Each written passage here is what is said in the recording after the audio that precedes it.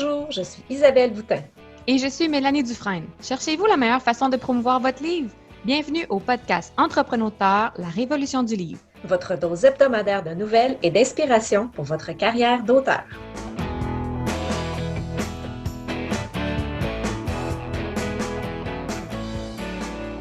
Bienvenue à l'épisode 14. Salut Isabelle, comment vas-tu? Salut, ça va très bien et toi? Ça va bien, merci. Il fait beau, il fait plus chaud. On a eu un petit temps froid, mais le printemps est solidement ancré. Puis on a sorti les vélos, on est en train de commencer un jardin parce qu'évidemment, on n'a rien à faire d'autre avec le confinement. Donc, je m'essaie au jardinage. Ah, c'est le fun. Moi, je pars ma piscine aujourd'hui, fait que une belle journée ensoleillée pour faire ça, aller jouer dans l'eau. Mais pas se baigner, mais jouer dans l'eau. Les tuyaux d'eau et tout et tout. Comment ça a été ta semaine en écriture? J'ai pas écrit récemment parce que j'étais après avoir fini mon dernier manuscrit, donc je suis revenue en arrière, donc je suis retournée au tome 3 de la série de Windigo pour faire la dernière révision. Faites une lecture à voix haute avec mon souffre-douleur préféré, mon conjoint. Mm-hmm. Puis après ça, corriger les dernières petites choses, les dernières petites incohérences, des endroits où il manquait peut-être de clarification, passer le correcteur dessus. Puis là, tout ça étant prêt, là, j'ai contacté mes chroniqueuses qui me suivent depuis le début de la série pour leur envoyer là, une copie du roman. Puis là, j'ai contacté mon équipe de lancement. Donc, encore là, c'est des personnes qui me suivent depuis le tome 1 qui ont eu le livre en primeur à chaque lancement pour laisser des critiques, des commentaires, pour m'aider à donner de la visibilité au roman tout de suite en partant. Donc, tous ces gens-là ont été contactés. J'étais en train d'organiser ça. Donc, c'est pas très artistique ou créatif là, comme démarche, mais c'est... Ça fait partie de la démarche. Oui, mais c'est excitant au sens que ça s'en vient. Là, la trilogie va bientôt être complète entre les mains des lecteurs. Là, ça sent la fin. Oui, c'est ça c'est fou. C'est l'accomplissement total de publier le dernier livre d'une trilogie. C'est wow! Ouais. Bravo! En plus, c'est ta deuxième trilogie, là. Bravo! Oui! Oui, là, ça commence... c'est sérieux, là. Je peux pas dire que je fais ça juste pour le plaisir ou comme passe-temps, là. Ça sonne beaucoup plus sérieux. Mais non, c'est ça. Ouais. Et toi, comment ça s'est passé ta semaine? Moi, j'ai fait des petits suivis auprès de ma réviseur cette semaine pour voir si tout allait bien. Tout se passe bien. Les délais devraient être comment on dit ça? Respectés. Les délais devraient être respectés pour la finalisation de la révision. Et moi, j'ai lu beaucoup cette semaine et j'ai comme eu un flash d'une nouvelle idée de roman. Donc, ça flotte. Je le laisse flotter dans ma tête parce que je veux vraiment finir mon projet que j'avais entamé à l'automne dernier avant de me lancer dans autre chose. Je veux pas le laisser tomber parce que je sais que si j'arrête, ça va être dur de retourner après. Mais c'est ça, l'idée commence à prendre forme dans ma tête. Fait que quand je vais avoir un peu plus de temps, là, je vais pouvoir me mettre à planifier ça comme du monde puis à terminer... Je commence à avoir envie là, de recommencer à écrire. Ça a pris du temps, là, mais là, je commence à avoir plus envie ces temps-ci, puis de voir comment je pourrais faire marcher ça dans mon horaire maintenant qui est complètement fou. Mais un jour à la fois. Puis non, c'est le fun de sentir cette pulsion-là revenir, parce que je vois ça vraiment comme une pulsion. Là. Ça vient, puis ça dévore en dedans, puis c'est comme, faut que les mots sortent. Là. Ouais. C'est ça. Fait que je suis contente, elle était partie pendant longtemps. Je suis contente qu'elle soit revenue, c'est moins... C'était un peu épeurant, là, tu sais, de se rendre compte que l'envie n'est plus là du tout, là. Mais je pense que dans une vie, tous ceux qui sont créateurs, là, donc que ce soit un peintre ou un musicien ou un écrivain, il y a des moments dans notre vie où on peut pas ou on veut pas créer. Mm-hmm. Puis moi, ça a été le cas après avoir eu mes enfants. Là. Je sais qu'il y a des mamans ou des papas qui continuent à écrire avec un jeune bébé naissant, mais moi, ça a été la panne sèche pendant 2 ans après chaque enfant. Donc, mais c'est ça, à un moment donné, tu dis, bon, mais c'est fini, c'est terminé, ça ne reviendra plus jamais. Puis finalement, comme tu dis, là, on dirait que c'est comme la pression qui monte par en dedans, comme dans un un presto ou Ouais. une bouteille de boisson gazeuse, là, ça monte, puis à un moment donné, pop, le Oui, bouchon éclate, puis c'est on repart. exactement ça. Fait Mais que c'est motivant. Puis là, le mois de mai arrive, au moment où on enregistre ceci, on est à une semaine du mois de mai. Et au début mai, je devrais commencer le lancement, pas le lancement, ben oui, le lancement. En fait, tout le marketing en lien avec le recueil de nouvelles. Donc, c'est excitant, mais ça veut dire que j'aurai une bonne semaine devant moi, que je pourrai vous donner des retours là-dessus la semaine prochaine. Mais en attendant, on va aller écouter notre invité de cette semaine. Cette semaine, en fait, il y a plusieurs semaines, tu as rencontré Danny Hudon, qui est un oui. auteur jeunesse, principalement jeunesse, mais maintenant qui fait moins de jeunesse ou non? Non, c'est pas ça. Il a fait encore de la commencé en jeunesse. fantasy, mais il a toujours été jeunesse. Mhm. Là, par exemple, il a changé de genre. Il était donc dans la fantasy épique ou high fantasy. Puis là, il est plus contemporain avec... c'est plus sportif. C'est Donc, ça. il Mais y a plus toujours nécessairement jeunesse. Exactement. Mm. Donc, lui, ça fait quand même assez longtemps qu'il fait ça. Donc, ça fait plusieurs années qu'il est publié. Il y a plusieurs séries à son actif. Puis, il y a une belle expérience. Donc, je pense que ça va être très, très intéressant pour nos auditeurs. Parfait. Bon, on s'en va écouter ça et on revient tout de suite.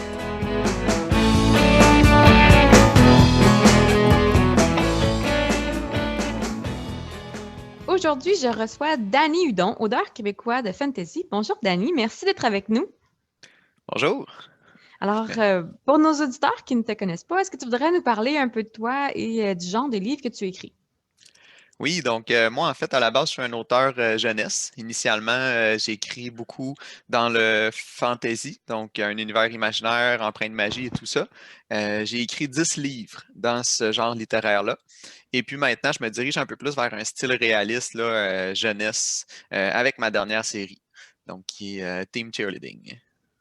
C'est superbe. J'ai vu la couverture d'ailleurs. C'est un beau projet. Donc, tu es publié depuis 2009, je crois, ton premier roman?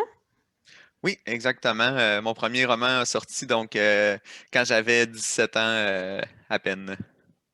Puis, tu as aussi écrit à plusieurs mains. Donc, je crois que la série de la lignée des dragons a été écrite à plusieurs têtes, c'est ça? Oui, on était 3 auteurs sur cette série-là. Puis ce qu'il y avait de particulier aussi, c'est qu'on écrivait vraiment tous les 3 à l'intérieur du même roman. Donc, on séparait vraiment les chapitres selon un petit peu nos forces et nos intérêts. Puis, on s'efforçait les 3 auteurs là, ensemble de ramener nos plumes à une même plume pour pas qu'on voit la différence, là. Wow. Puis, qu'est-ce que ça t'a appris, toi, après ça, pour tes propres romans solo? Est-ce que tu en as tiré une expérience particulière? Oui, ben, je pense que ce projet-là m'a appris d'un vraiment à me structurer énormément parce qu'à 3, c'était ça le défi. Il fallait vraiment qu'on fasse des bons plans et qu'on s'assure. Des fois, on écrivait des chapitres quand les chapitres précédents n'étaient pas encore écrits ou en écriture. Fait qu'il fallait vraiment se coller au plan. Il fallait bien communiquer entre nous.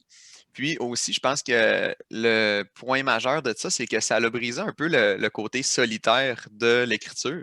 Ce qui fait qu'encore aujourd'hui, dans mes projets, je m'entoure beaucoup de gens pour rendre l'expérience un peu plus dynamique là, avec d'autres gens. Puis, tu me disais aussi, ton dernier roman a été auto-édité. Donc, si je ne me trompe pas, c'est une série spin-off de La Lignée des Dragons, donc la série Cataclysme. Le dernier a été auto-édité. Tu veux-tu nous parler un petit peu de cette décision-là? Oui, en fait, ce qui est arrivé, c'est que le troisième tome, en fait, il y avait 3 tomes de prévus. Puis le troisième, avec tous les effets de la pandémie là, qu'il y a eu sur l'univers littéraire et tout ça, il y a beaucoup de publications dans les maisons d'édition qui ont dû être annulées. Puis ça a été le cas malheureusement pour notre troisième tome. Mais bon, on s'est reviré de bord, comme on dit, puis on s'est tourné vers l'auto-édition parce qu'on tenait vraiment à ce que cette fin de série-là puisse atteindre nos lecteurs, tomber entre les mains de nos lecteurs. Puis, fait que c'est ça, c'est pour ça qu'on. Puis aussi pour bien terminer le projet, là, de notre côté, on voulait vraiment s'assurer de bien boucler la boucle. Éviter d'être poursuivi avec des pics et des fourches par vos lecteurs. C'est ça, exactement.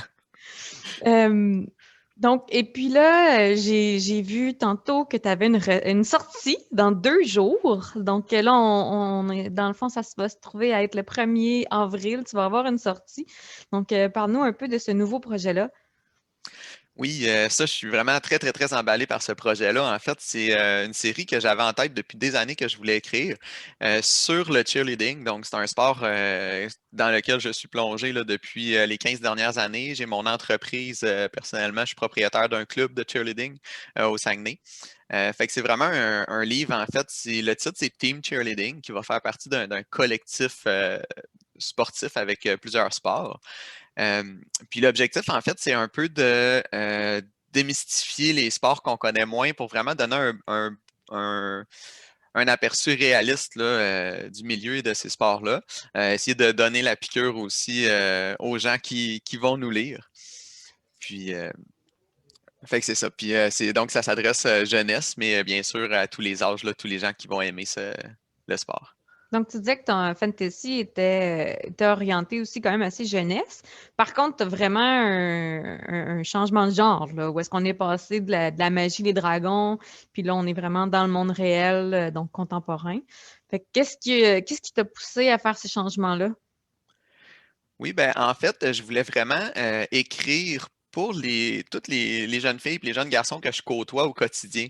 Parce que souvent, bon, moi, je suis leur entraîneur, puis là, ah oui, t'écris des livres, puis là, ils s'informaient, puis ah, des dragons, ah, de la magie. Ça les intéressait beaucoup moins. Puis j'aurais aimé beaucoup que les gens autour de moi puissent me lire. Donc, c'est un peu vers ça aussi c'est un peu ça qui a motivé la décision, écrire pour eux. Puis finalement, j'ai même écrit cette série-là avec eux en m'inspirant de leurs idées aussi. Donc, ton lectorat était vraiment au premier plan de tes préoccupations là, quand tu as monté ce projet-là.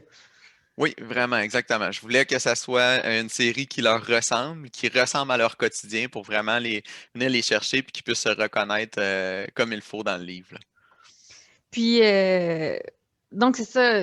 T'aurais jamais pensé, malgré le changement de genre, t'aurais pas pensé à prendre un nom de plume parce que justement, c'est quelque chose qui s'adressait à des gens près de toi parce que des fois, on entend parler les gens qui vont passer, disons, de la romance à de la science-fiction plus hard sci-fi, ils vont changer, ils vont prendre un nom de plume pour éviter que leur lectorat se croise un peu, mais dans ton cas, c'est pas une question qui s'est posée, j'imagine. Non, ça s'est vraiment très bien fait, là. Le style naturel a embarqué. J'ai lu beaucoup dans ce genre-là aussi pour savoir un peu aussi de quelle façon ça s'écrivait et tout. Ça m'a permis d'avoir des lectrices rapidement autour de moi, de bien valider ma plume puis ma façon d'écrire et tout ça. Moi, j'ai vraiment monté un comité de 10 jeunes filles que j'entraîne, entre 10 à 12 ans. Puis elles m'ont aidé à construire l'histoire, construire les personnages. Elle me donnait des feedbacks au fur et à mesure que j'avançais, chapitre par chapitre. Elle les lisait, elle me retournait. Des fois, on déterminait un petit peu qu'est-ce qui allait arriver par la suite ensemble. Fait que leurs idées là, sont vraiment sont un Incorporé. petit peu partout dans le livre, oui, c'est ça. Wow, c'est génial. Puis le projet, donc, combien de tomes, combien de... Est-ce que tu vas rester le seul auteur dans le projet ou tu parlais d'un collectif de sport? Est-ce que tu penses inclure d'autres gens avec toi? Oui, ben en fait, là, il y a 3 livres qui sont sortis, donc c'est une trilogie. Team, en fait, se veut être à la base, va sortir des trilogies sur différents sports.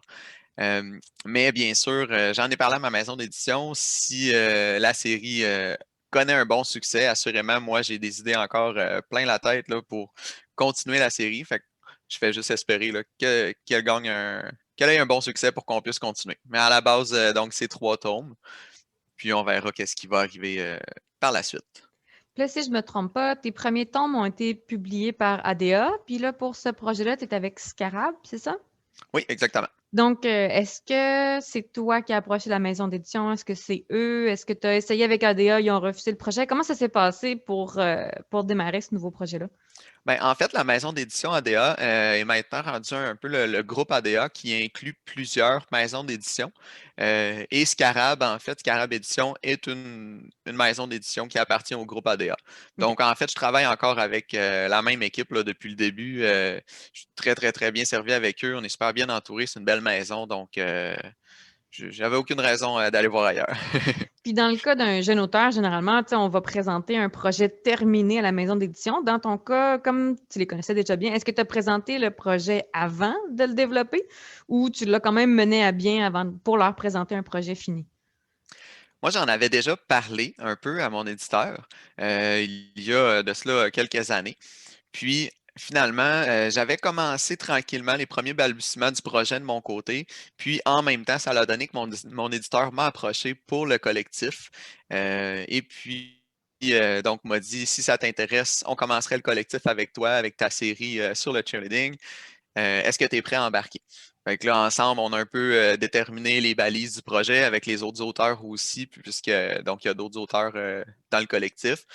Puis on s'est lancé comme ça. Fait que c'était en même temps une nouvelle expérience. C'était plaisant de dire j'ai écrit avec vraiment une commande précise puis un deadline en disant ça va sortir à telle date. C'était plaisant, ouais. Donc, c'est vraiment une convergence de ton projet puis de leur calendrier de publication aussi. Oui, exactement. Ah, c'est le fun.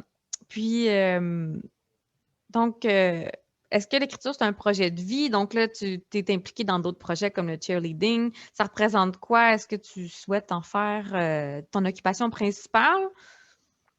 Ben, c'est certain que dans mon cas, bon, le cheerleading va toujours rester un peu ma priorité numéro un. J'ai travaillé plusieurs années sur la construction de mon entreprise. Euh, mais l'écriture, j'ai mis de côté l'écriture un certain nombre d'années pendant que j'étais à l'université. Puis maintenant que je m'y replonge, je me rends compte que ça m'avait manqué énormément. Puis maintenant, donc, je me relance. Je vais mettre beaucoup d'efforts aussi sur ma visibilité et tout ça. Donc, je vais assurément essayer d'entretenir. Puis, en fait, au fil des ans, j'aimerais ça de plus en plus pouvoir mettre du temps sur l'écriture tout en gérant mon autre entreprise. Puis, que ça devienne un peu un combo. En fait, que l'écriture soit toujours présente. Puis, je trouve vraiment que c'est un beau projet puis c'est un beau milieu, là. Donc, assurément, je veux que ça reste. Super. Puis là, tu nous parles de visibilité. Donc, c'est quoi tes stratégies à ce niveau-là? Tu sais, je sais que j'ai vu tes couvertures de livres. Donc, par série, les couvertures sont vraiment typées. On peut facilement reconnaître là, que c'est une série continue. Puis, donc, ça, déjà, c'est important au niveau de la visibilité. Mais ce serait quoi les autres choses? Qu'est-ce que tu as mis en place à ce niveau-là? Au niveau de la visibilité de la série, c'est certain que, en fait, plus ça avance en ce moment, j'essaie d'avoir une bonne présence sur les réseaux sociaux pour vraiment être capable de rejoindre le lectorat, parler avec eux, développer des liens de cette façon-là. Assurément, moi, il y avait les salons du livre. J'étais toujours présent dans les salons du livre le plus possible selon mes disponibilités. Et puis, dès que ça va revenir, assurément, je vais encore en faire partie.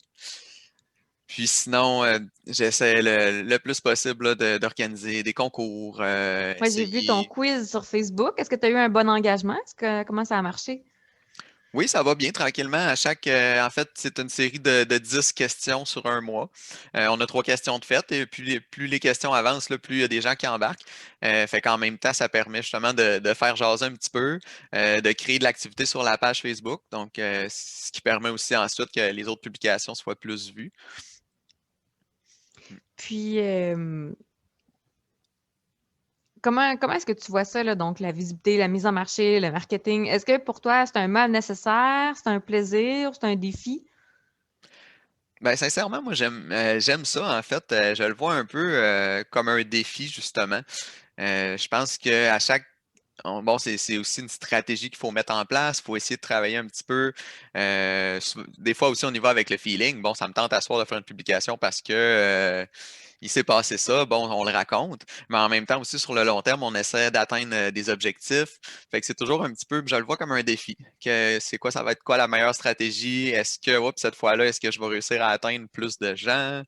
Euh, puis je trouve ça bien parce qu'en fait, c'est tellement vaste qu'il y a beaucoup, beaucoup de stratégies différentes qu'on peut employer. Là. Fait on les essaie, c'est beaucoup du essai-erreur. Puis au niveau de ton Mm. temps, comment tu le départages? Est-ce que tu dirais que c'est un 80-20, c'est un 50-50? À quoi ça ressemble? Je pense que ça y va un peu par cycle. Comme en ce moment, je mets vraiment beaucoup plus de temps sur la promotion, bien sûr, parce que j'ai ma série qui s'en vient très bientôt en librairie et tout. Euh, Puis sinon, il y a des moments où je vais écrire plus, mais je pense qu'au total, ça peut peut-être ressembler à un 30%, 70, là, 30 en promotion, 70 en écriture. c'est quand même, ça demande quand même beaucoup de temps. Comme dernièrement, je veux dire, je me suis monté un nouveau site web. Donc là, j'ai passé plusieurs journées à monter le site web. Ensuite, quand on veut se faire des beaux montages graphiques pour avoir du matériel promotionnel aussi, prendre le temps de discuter avec les gens. Donc, il y a quand même, puis tous les temps aussi qu'on met dans les salons du livre et tout, là. Je pense que c'est important, en fait, de mettre du temps quand même là-dessus, autant que l'écriture. Bien sûr, il faut toujours écrire pour avoir bon, du matériel qui va sortir ensuite. Un auteur qui n'écrit pas à la base n'est pas un auteur. Mais c'est ça, je pense que c'est important de mettre beaucoup de temps, puis moi, j'ai du plaisir à le faire, là. Puis là, j'ai vu, tu annonçais, je sais pas, dans les dernières semaines ou le dernier mois, que tu te lançais sur Instagram. Donc, tu développais ta présence sur Instagram. Est-ce que c'est une plateforme que tu connaissais déjà? Puis est-ce que tu es à l'aise avec cette plateforme-là? Comment ça se passe? Est-ce que tu réussis aussi bien que sur Facebook? Oui, ça se passe bien. En fait, c'est deux plateformes que j'utilisais déjà pour mon club. Donc, c'est deux plateformes que je connais très bien. OK. Puis, personnellement, c'est les deux avec lesquels je suis le plus à l'aise. Je sais qu'il y en a vraiment énormément d'autres. Mais pour l'instant, ça va bien avec eux. Puis, je me rends compte aussi que plus ça va, plus les jeunes ne sont plus nécessairement sur Facebook, sont plus faciles à rejoindre via Instagram puis même TikTok. Et donc, j'essaye de regarder un peu ces prochaines plateformes-là, vu vraiment j'écris pour les jeunes. Fait qu'en fait, c'est important, je pense, de cibler les bonnes plateformes selon le public que tu essaies de rejoindre, là. Mm. Fait que là, on a parlé des salons du livre, des réseaux sociaux. Est-ce que tu utilises une infolettre ou de la pub payante? Est-ce qu'il y a d'autres méthodes que tu utilises ou ça fait le tour de ta stratégie? L'infolette, c'est quelque chose que je veux mettre en place. En fait, j'ai lu, je viens tout juste de terminer un excellent livre là, de Dominique Bellavance qui est 100 trucs pour promouvoir ses romans. Puis, l'importance de l'infolette, on dirait, mais comme apparu en lisant ces lignes. Fait qu'assurément, c'est quelque chose que je veux mettre en place. Puis ensuite, je vais voir un peu comment on peut exploiter cet outil-là. Super. Puis comment tu vois ta relation avec les lecteurs? Est-ce que du fait de tous des salons du livre, c'est sûr que tu y mettais plus de temps physiquement à l'époque, puis au jour d'aujourd'hui, comment ça se passe pour travailler sur cet aspect-là? Ben, la relation avec les lecteurs, je pense que moi, c'est à la base, c'est la chose la plus importante. Comme je disais tout à l'heure, en fait, moi, l'expérience solitaire de l'écriture, c'est un peu moins mon fort. Je suis vraiment quelqu'un qui a toujours besoin de s'entourer. Fait que c'est ça, les salons du livre, c'est là qu'on allait chercher les feedbacks, les commentaires, les gens qui disent, ah, c'était donc bon avec des petites étoiles dans les yeux et tout. Fait que ça, c'est un peu comme notre gaz puis notre paye comme auteur, là. Fait qu'en ce moment, c'est sûr que les réseaux sociaux permettent de pallier un petit peu à ça, discuter avec des nouvelles personnes et tout. Mais sinon, c'est très, très, très précieux pour moi, là. Si je peux prendre comme exemple, j'ai des bonnes amitiés en fait qui se sont développées au fil du temps avec des gens qui, à la base, étaient des lecteurs tout simplement. Je me rappelle, en fait, une petite fille et une maman qui sont venues me voir il y a 10 ans au Salon du Livre. Puis la petite fille de 10 ans qui avait des étoiles dans les yeux parce qu'elle avait lu toute ma série puis elle connaissait tout par cœur de la lignée des dragons. Ben, aujourd'hui, c'est des très bons amis. Je vais régulièrement chez eux. Puis 10 ans plus tard, on fait quasiment partie de la famille, tu sais. Ouais, c'est Fait que super. c'est le genre de relation, je trouve, qui est important à développer au travers de tout ça, là. C'est le plus beau côté, je pense, de l'écriture. Puis, ça serait quoi la meilleure façon de se faire connaître selon toi, là, si on avait une stratégie à prioriser sur les autres? Une stratégie à prioriser. Moi, je dirais, en fait, la, la, la visibilité, en fait, en ligne, là, vraiment d'être accessible pour ses lecteurs. Moi, je pense que c'est vraiment le point le plus important. Je pense que quand les gens vont être capables de parler avec l'auteur, ça va créer un attachement tout de suite. Ils vont s'intéresser encore plus à tes projets. Ils vont comprendre aussi de où tes projets viennent. Ils vont s'intéresser souvent au matériel suivant que tu vas écrire. Puis en même temps, ça va faire parler. Tu sais, je veux dire, en fait, le bouche à oreille est la promotion, selon moi, la plus forte. Et donc, si tu crées un moment, une expérience où est-ce que tu discutes avec tes lecteurs, ben là, c'est possible qu'ensuite, ils en parlent avec leurs amis. Hey, en fin de semaine, j'ai parlé avec tel auteur, j'ai vu son live, c'était le fun. Fait que je pense vraiment que bouche-à-oreille, c'est le plus fort. Fait que tout ce qui peut générer du bouche-à-oreille, en fait. Puis, pour terminer, quel conseil tu donnerais à un écrivain débutant, donc quelqu'un qui commence, qui est probablement en train de terminer son premier projet? Qu'est-ce que tu lui suggérerais?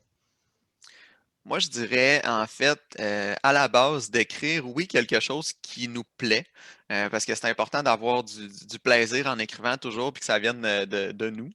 Mais en même temps aussi qu'il y a le potentiel de plaire. Tu sais, souvent, on dit, tu sais, écris quelque chose pour toi, puis on verra ensuite. Je pense que c'est quand même un mélange des deux. Écris quelque chose qui te plaît, mais qui a le potentiel de plaire. C'est-à-dire d'avoir une certaine connaissance du marché aussi, c'est quand même important. Savoir que ce qu'on écrit va trouver preneur au final. Qu'on ne sera pas le seul dans notre bulle à dire hey, c'est tellement bon ce que j'ai créé, mais dans le fond, ça rejoint personne. Fait que je pense que c'est un peu le conseil que je pourrais donner, ceux qui veulent se lancer ou peu importe. Euh, c'est ça, c'est de regarder un petit peu qu'est-ce qui se fait autour, d'aller selon ses goûts, mais aussi savoir que notre livre à la fin va être lu par des gens, puis en même temps, ça va nous donner une motivation avancée. De ces gens-là, on va pouvoir aller chercher des fois des commentaires, des bêta-lecteurs, des choses comme ça. Fait que moi, ça serait mon conseil. Ouais, parce que comme tu disais, avant de te lancer dans l'écriture de ta plus récente série, tu en as lu de ce genre-là, tu t'es entouré des lecteurs cibles, tu t'es fait un petit comité là, donc de bêta-lecteurs. Comme Oui. tu dis, c'est important de bien saisir, tu sais, de faire un projet du cœur, mais qui va rejoindre des gens. Ben, c'est ça exactement. Je pense qu'à la base, oui, on écrit parce qu'on a du plaisir à écrire. Ça, c'est la chose première. Le jour où ça deviendra un fardeau d'écrire, assurément, faut que j'arrête d'écrire. Mais je pense que ça reste aussi, bon, il y a une portion de marketing là-dedans. Il y a des stratégies à établir. Puis je pense qu'il y a le fait de faire une bonne étude de marché, voir où est-ce qu'on s'en va avec ce projet-là avant de mettre toutes ces heures-là dans le projet. Je pense que c'est quelque chose de quand même important. C'est super. Ben, un gros merci d'avoir pris le temps de nous parler aujourd'hui. Puis, est-ce que tu voudrais nous dire, donc, où est-ce qu'on peut te trouver en ligne, donc, site web, réseaux sociaux, ailleurs? Oui, bien sûr. Ben, en fait, on peut me retrouver sur mon site web, dannyhudon.com, Facebook, Danny Hudon, virgule, auteur, puis sur Instagram, Danny Hudon, auteur, tout d'un bout. On garde ça simple. Parfait. Ben, un gros merci, puis je te souhaite une bonne fin de journée. Merci pour l'invitation. Bonne fin de journée.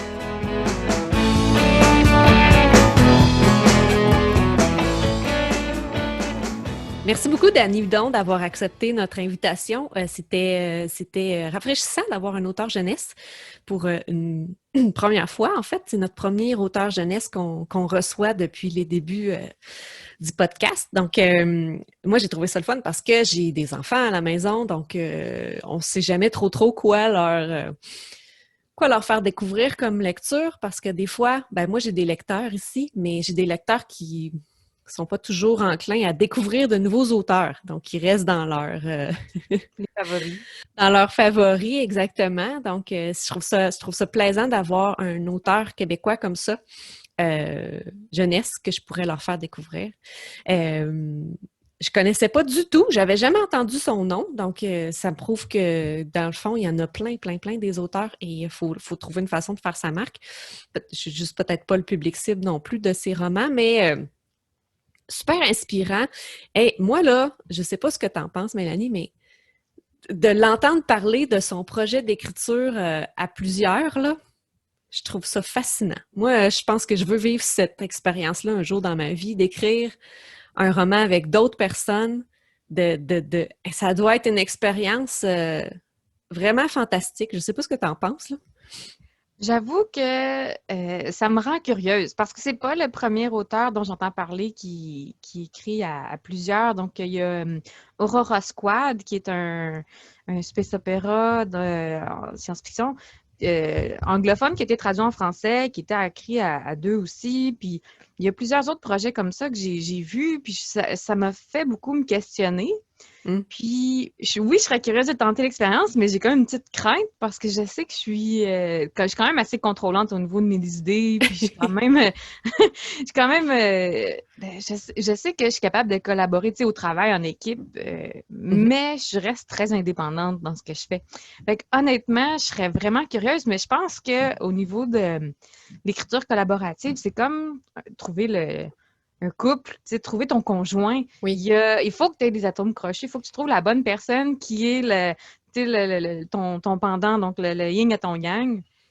Puis je pense que cette démarche-là peut peut-être être délicate, mais la curiosité va sûrement éventuellement me pousser à essayer ou à trouver quelque chose un jour, parce que c'est sûr qu'on voit, tu sais, souvent, c'est les gens qui collaborent ont tendance à être pas nécessairement plus productifs, mais où est-ce qu'ils vont être capables de produire plus rapidement, du fait où ils sont tous ensemble, donc les blocages sont passés plus rapidement, les étapes plus difficiles ou plus éreintantes, ben le poids de la tâche est partagé, donc ça peut demander là, moins d'énergie que de le faire tout seul.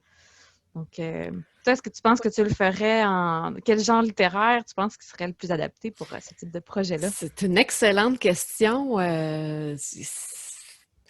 C'est sûr que je pense que dans la littérature de genre, c'est peut-être mieux parce qu'on est moins peut-être dans les émotions du personnage, tu sais, on est moins dans le développement interne du personnage, on est plus dans l'action souvent.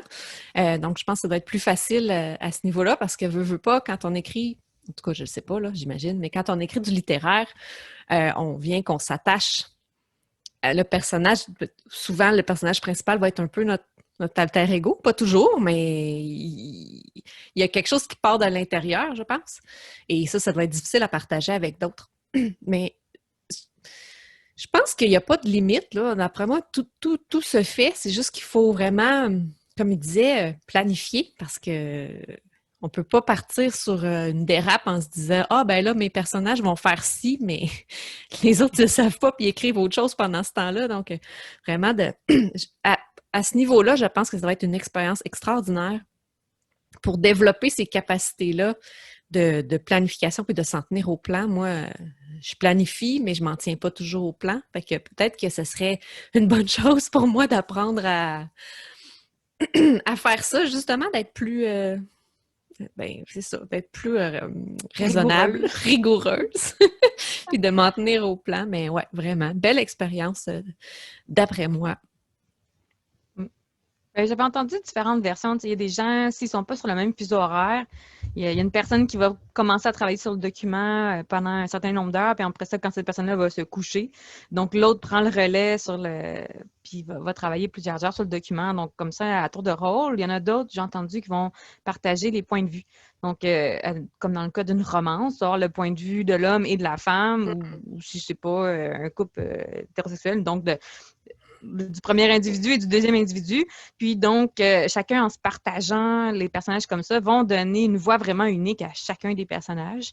Donc à ce moment-là, les chapitres vont plutôt alterner, un écrit par un, l'autre écrit par le deuxième. Donc, je pense qu'il y a différentes façons de collaborer, puis je pense qu'il faut toutes les essayer, un peu comme le reste. Il faut essayer pour savoir qu'est-ce qui nous convient. On peut pas s'en tenir à juste un puis déterminer que c'est ça, là. Non, ça va être des essais à inscrire au calendrier à l'avenir. Donc, on va mettre ça dans notre bucket list, là. Ouais. Un jour, publier un livre à plusieurs mains. Ouais. Sinon, il y a un autre aspect qui était super intéressant, puis on en a déjà parlé sur le podcast, les bêta-lecteurs. Lui, du fait où il écrit du jeunesse, il a été chercher des lecteurs bêta vraiment, pas des adultes qui, moi je pense que, vraiment, il a été chercher les jeunes à qui il s'adresse, qui font le sport dont il est question dans le roman, pour vraiment avoir un échantillon représentatif là, de comment son auditoire va réagir. Ça, j'ai vraiment trouvé ça génial. Mais je pense que c'est d'autant plus important quand on écrit du jeunesse parce que pour pas avoir justement cette voix-là d'adulte qui essaie d'être cool puis d'être jeune, mais de voir la vie des jeunes en voulant dire non, là, t'es à côté de la traque, là, un jeune parlera jamais comme ça ou pensera jamais comme ça, Parce qu'on a bien beau penser que dans notre tête, on est jeune, mais on raisonne plus nécessairement comme un enfant de 10, 11, 12 ans. Là. Ben, même Ouais. si on veut se faire à croire qu'on est encore jeune de cœur et d'esprit, c'est pas nécessairement le cas. Mais je trouve ça vraiment fantastique. Puis lui, en plus, il a accès à ces jeunes-là de par son métier. Donc, je l'ai trouvé très, très débrouillard de venir. C'est vraiment génial de venir tout joindre ces choses-là ensemble, puis de pouvoir travailler, puis de faire ce système de bêta-lecture-là, mais au fur et à mesure du processus et non juste à la fin. Je pense que c'est le fun quand on peut se le permettre parce que justement, ça évite de faire des faux pas dès le début puis de traîner ce faux pas-là tout le long. Donc, vraiment, fantastique. Ça m'a quasiment donné le goût d'écrire du jeunesse, mais j'ai pas accès à tous ces bêta-lecteurs-là. Donc, Mais je pense que ça revient aussi, il y a un conseil qu'on se fait donner quand même assez régulièrement comme écrivain qui est qu'il faut écrire à propos de choses qu'on connaît. Donc, c'est sûr que ce conseil-là n'est pas absolu du fait où sinon il y aurait personne qui écrirait de la science-fiction et de la fantasy parce qu'évidemment, les vaisseaux spatials et la magie, on ne peut pas nécessairement connaître ça. Par contre, tu sais, justement, le sport, l'interaction coach avec les jeunes. Ça, c'est quelque chose pour lui qui était connu. Donc c'est sûr que l'histoire n'est pas écrite du point de vue du coach. Donc, il n'est pas écrit de son point de vue à lui, mais il sait comment les jeunes réagissent, il sait comment les jeunes interagissent entre eux. Donc il a appliqué ces connaissances-là pour écrire son roman. Puis, je pense que c'est ce qu'il faut qu'on cherche à faire, tu sais, trouver une connaissance qu'on a, puis la transposer autrement, tu sais, sous un autre angle, dans nos romans. Puis, c'est ça qui leur donne encore plus de texture, encore plus de réalisme. Et trouver les bons bêta-lecteurs aussi, je pense que dans un cas comme ça, c'est primordial, là, justement, de ne pas faire lire par des adultes, comme tu disais, mais de faire lire par le public cible de ce livre-là pour voir ça marche-tu ou ça marche pas. C'est comme si on écrit de la romance puis que tous nos bêta-lecteurs, c'est pas des lecteurs de romance, ben on risque d'avoir un avis qui n'est pas tout à fait représentatif de notre lectorat. Puis c'est comme n'importe quoi, quand on s'adresse à quelqu'un, ben il faut bien connaître cette personne cible-là. Donc, il faut bien connaître son lectorat. Ben, mieux vaut avoir son avis à lui dès le départ. Oui. Oui, parce que comme tu disais, si un lecteur qui ne lit pas notre genre littéraire pourra avoir des commentaires super pertinents, sauf quand les applicants, on va dénaturer le récit. Puis là, les amateurs de romance aimeront plus le roman parce qu'il ressemble plus à de la littérature blanche. Donc, au final, on va avoir appliqué des bons commentaires, mais pas à bon escient. Donc, c'est un équilibre délicat. Tout à fait. Mais en fait, je pense que cette entrevue-là va avoir été très inspirante pour nos auditeurs. En tout cas, moi, ça m'a vraiment inspirée. J'ai trouvé très, très sympathique. D'ailleurs, Dani, que je connaissais pas, mais que je suis contente, et maintenant, je vais aller rechercher ses livres parce que j'ai justement, moi, deux amatrices de cheerleading ici. Deux sportives. Donc, je pense que ça pourrait peut-être les intéresser, ce livre-là. Et je trouve ça génial parce que, à ma connaissance, il n'y a pas tant de littérature à ce sujet-là au Québec et c'est un sport qui est tellement méconnu. Personne ne connaît ça. En fait, les gens, ils pensent que les cheerleaders vont être sur le bord des terrains de football avec des pompons, mais c'est pas vraiment ça. C'est vraiment une pratique sportive. Bref, j'embarquerai pas là-dessus. On parle d'écriture ici et de livres. Mais je trouve ça génial, que je pense que je vais aller magasiner ça dès aujourd'hui. Puis, donc, ce serait notre dernière entrevue avec un invité pour la saison hiver et printemps 2021. Notre première saison. Notre première saison. Par contre, on vous quitte pas si rapidement. Là. On s'est dit qu'on avait encore des sujets à aborder qu'on n'a pas nécessairement discuté avec nos invités, mais qu'on trouvait très, très important de discuter avec nos auditeurs. Donc, nos 2 prochains épisodes, ça va être des épisodes spéciaux. Donc, ça va vraiment être plus informatif. Donc, on va vous échanger nos trucs, nos astuces, nos expériences. Puis, on va vous parler plus précisément d'infolettres et d'équipes de lancement. Puis en plus, c'est ça, moi, je suis en plein dans ce sujet-là des dernières semaines. Donc, qu'est-ce que ça peut faire pour vous? Comment ça peut vous aider? Comment le mettre sur pied, l'aborder pour que ce soit gérable puis pas être complètement enseveli sous sous la vague. Ça risque d'être très intéressant. Alors, on vous revient avec ce nouvel épisode spécial dès la semaine prochaine. Puis d'ici là, on vous souhaite une bonne semaine en écriture. À bientôt! Bye bye!